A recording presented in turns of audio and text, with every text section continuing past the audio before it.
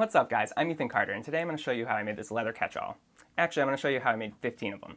See, every year for Christmas I pick an item and I make one for everyone in the family. And since I got into leatherwork in 2019, I figured something out of leather would be perfect. So I made a template so I could batch them out quickly, and then I personalized each one with their initials. So I learned a lot along the way. I'm really happy with how they came out, and I had a lot of fun doing it, so I hope you will too.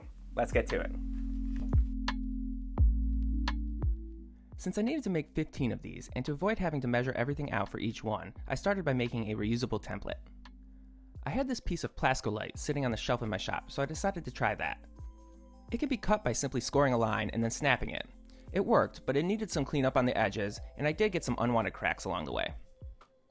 I knew I wanted the catch-all to be 8 inches by 8 inches, but other than that I decided to just figure out the rest of the measurements as I went. To figure out the measurement for the piece of leather that would sit in the bottom, I used some spring clamps to hold the catch-all in its rough shape and then figured out what I thought would look best, which ended up being 4.5 by 4.5 inches. Next, I found the center of the template and then measured out from there to come up with the cut lines for the bottom piece of leather.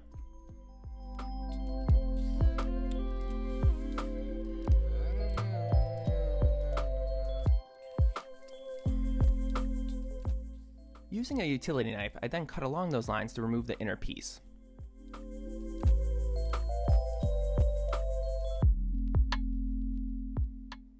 As you can see, I did get an unwanted crack as I was doing this, but a little packaging tape, while not pretty, was a fine fix.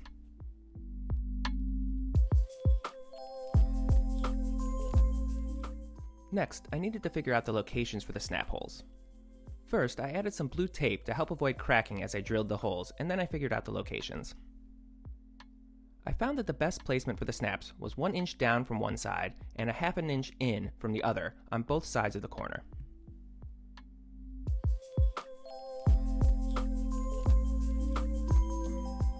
I picked up an inexpensive snap kit off of Amazon, and it came with a hole punch which I used to figure out what size drill bit to use.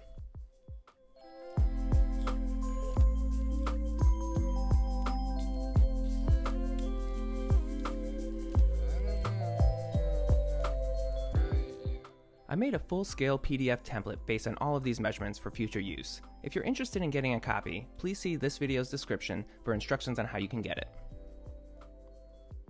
With the template done, I could use it to start cutting the 8 by 8 pieces of leather, and you can see how efficient the template made this process. Next, I moved on to engraving the centerpieces of leather with everyone's initials. To do this, I used a third-party engraving accessory with my Cricut Maker machine.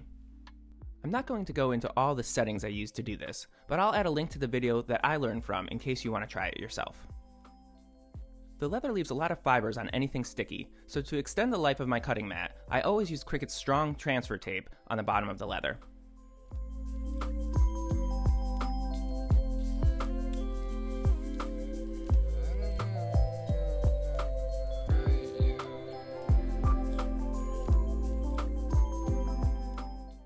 Because aligning the initials perfectly with the Cricut software is kind of tricky, I decided to engrave the leather first and then cut it down to size, which was made very easy by centering the initials in the middle of the template and then using an X-Acto knife to cut along the inner edges.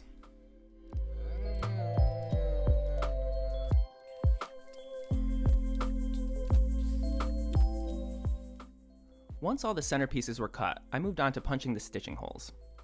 I started by adjusting my wing divider to 1/8 inch, and then I scored a stitching line around all 4 edges. This helps ensure you have a straight line to follow when you're punching your stitching holes.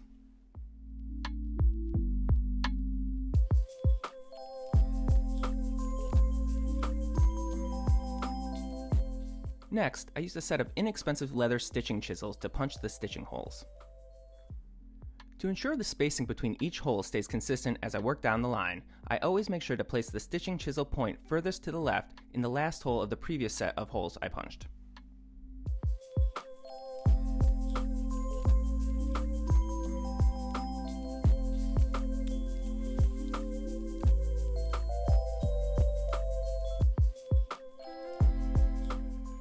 Before attaching the centerpieces to the 8-inch piece of leather, I used some Tokonole burnishing gum to burnish the edges of the centerpieces.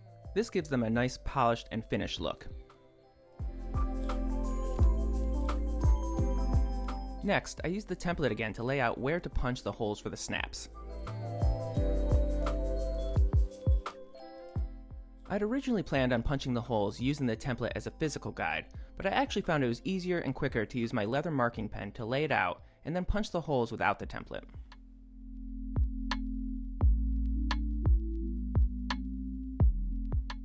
To attach the two pieces of leather, I used Tandy's Eco Weld, which is by far the best leather adhesive I've found. Again, using the template as a guide, I used a foam brush to apply Eco Weld to both pieces, letting them dry slightly, and then simply press them together.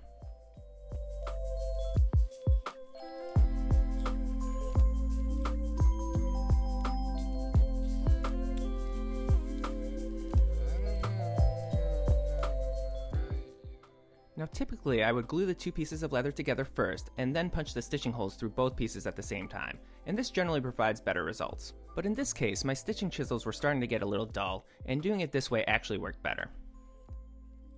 With all the stitching holes punched, it was time to actually start stitching the leather using two needles tied to opposite ends of the same thread. There are a lot of videos out there on how to stitch to get the best results, but what I've found is easiest is to just pick a sequence and stick to that. For example, I always start by using the right needle to stitch from the back and then stitch the left needle from the front into the same hole but in front of the right needle's thread. If you continue this sequence, you'll get a very nice looking stitch pattern. Next, I moved on to attaching the snaps. A snap set consists of 4 parts, 2 that connect through the hole on one side and 2 that connect on the other. This set I got off Amazon also came with all the tools and instructions needed to punch them together.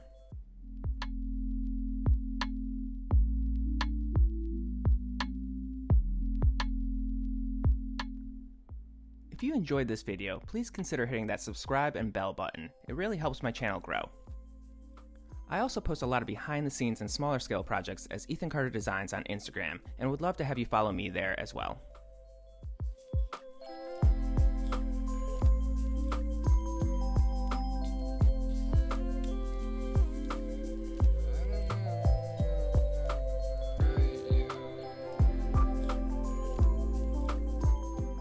The final step to this project was again adding some Tokonole burnish and gum to all the edges, and then giving them a quick burnish to provide that polished and finished look.